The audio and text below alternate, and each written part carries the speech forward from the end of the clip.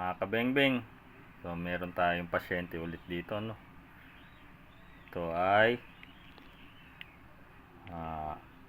Tokyo Marui. Yan, TM. So plastic po ito, ano, halos lahat plastic, pati itong slide. So nangyari po dito,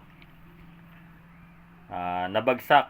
So hiniram, tapos nung sinoli, ganyan na, no? Ingat po tayo sa pagpapahiram, no, mga kabengbeng, no? Ganyan po mangyayari, yung may-ari ang sasakit ang ulo.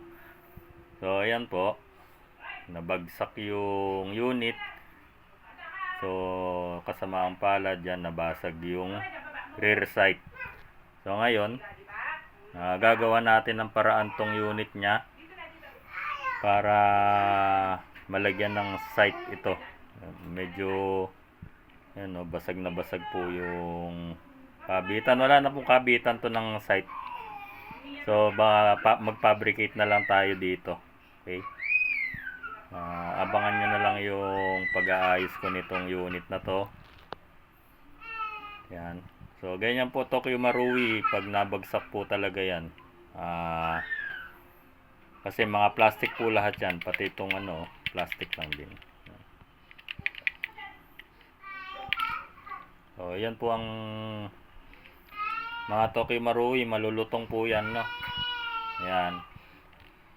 So abang-abang lang po, gagawin natin to kung ano magagawa natin dito sa unit na to. So nawala na rin yung ano niya, yung spring niya doon sa nozzle. Okay? Kasi tumalsik yun, yung spring dito sa loob. Yung spring return ng nozzle nalaglag dahil wala na siyang harang dito. So papalitan din natin yung nozzle niya, ay yung spring. Tapos tatakpan na natin to.